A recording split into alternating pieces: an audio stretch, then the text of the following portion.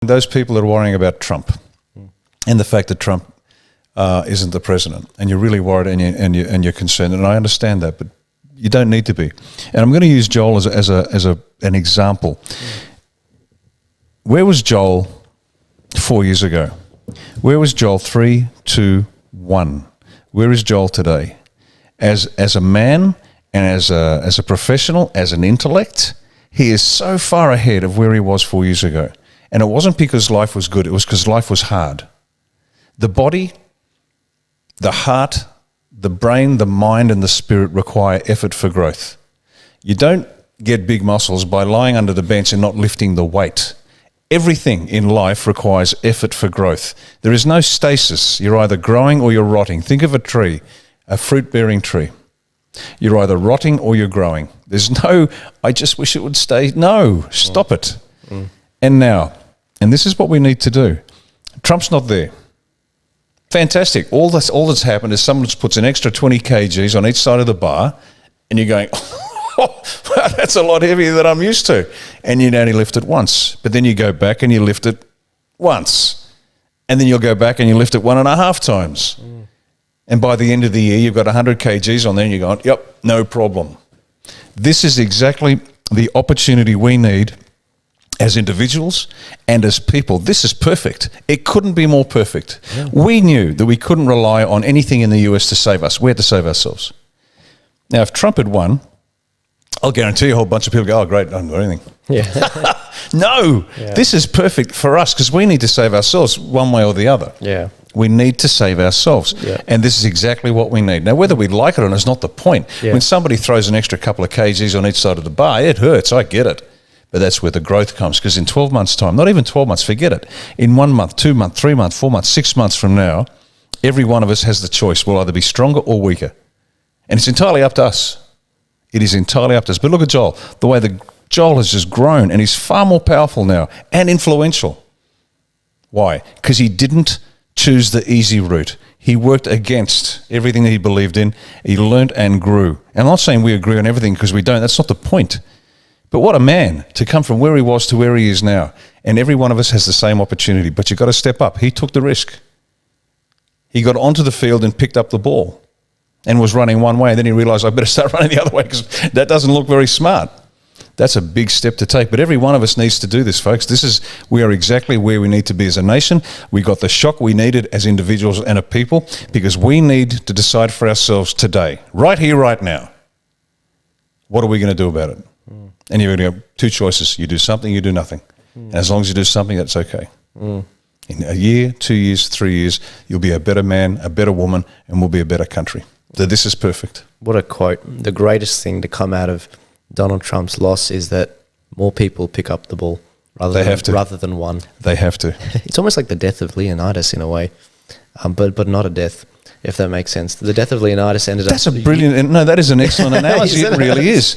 Yeah. It is really an analogy. Somebody's got to go first. And even if they die, guys, I can tell you there's worse things than death. Oh, yeah. There are much worse things than death. A physical death, I mean it. There really are much worse. And if you think about it, you'll know that to be fact. And you don't face death. You just face embarrassment. You might face a little fear. It's in your court. Join us on the field. Let's do it. We could use more players. Yeah. Oh, yeah. I wanted to finish with this last bit of censorship. That was just Facebook. Oh, okay. YouTube. But I love the pep talk. With YouTube, I won't talk about a private conversation. YouTube have decided that a segment aired a week ago, from Project Veritas, James O'Keefe, on a real example of voter fraud. They ruled that this topic, you cannot talk about it after the 20th of January because inauguration has happened. The problem with this, because they got rid of 5 of my videos, Riccardo. Yeah.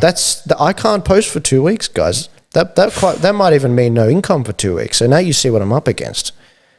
Well, in this case, because this has happened, If Project Veritas would have posted the same video, they'd be flagged. Now, this is a misfire. This is what I like. This is why I do these things for you, so you can explain. I can explain the different forms of censorship. Because, you know, people on the right, and I'm not bagging you out, boomers, but a lot of boomers, they say, censorship this, censorship that, shadow ban this, shadow ban that. They use the word so flippantly. Let me be very specific. What the AAP is doing to our videos is targeted. I'm okay with it. I'm okay they're targeting because, you know, it's I'm not saying we're the elephant in the room, but we're obviously growing a lot of influence on Riccardo's page, 29th biggest political page in Australia. You should write about it. If it's garnering 6.5 million views in 3 weeks, I get it.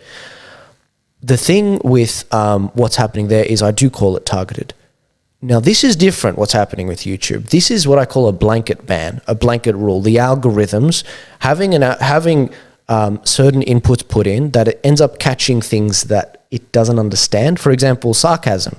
Computers aren't that great at picking up on it. Well, in this case, James O'Keefe, we play a 5-minute video. It wasn't what we said, it was what he said. He basically started talking about voter fraud in the US election, and that triggered what they were talking about.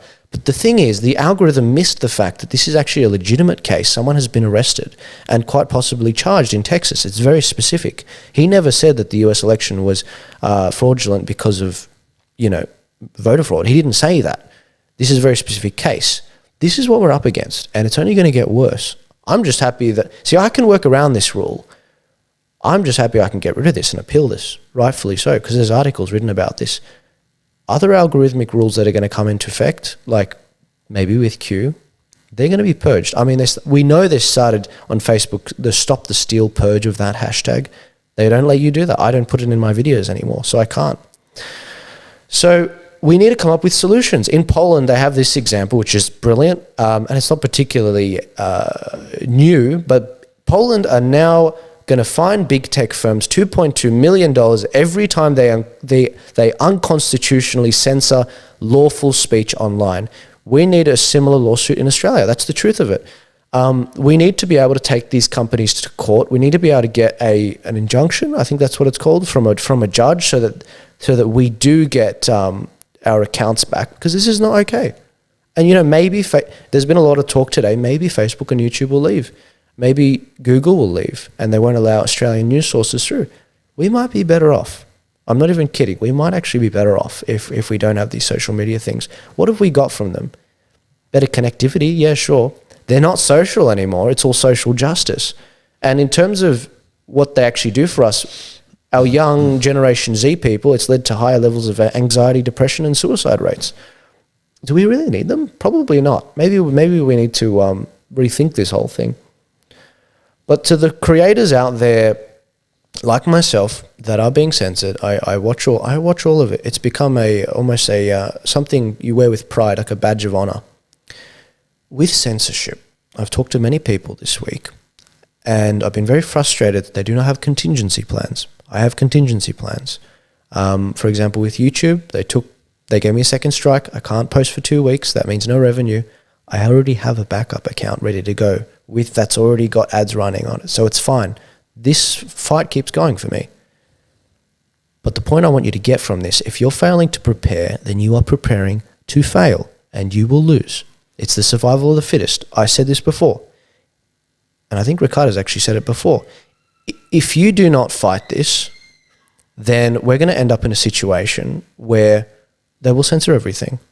And maybe we don't deserve to survive as a society in this case. Maybe we are not the fittest. So have a plan, have a contingency, think about the different platforms you can go on. We're on Minds and Gab, and we're working on BitChute and Parler when it comes back up at the end of the month. But we've got to keep going with this. We are going to win this. You know that, right? But it doesn't mean that you do nothing. You've got to have these plans and keep fighting forward. That's the truth of it. As we said last week, I said, trust the plan. Screw the plan. Make your own plan. And Riccardo said, be the plan. And if you don't create your own plan, then you're going to end up in a situation like this, where China will continue to take advantage of Australia. That's not a leap. That's what we're seeing. I don't know how to end this smoothly. Is this the last bit of the show? Pretty much, yeah. What do you got to say? No, we're good. Everyone should, seriously,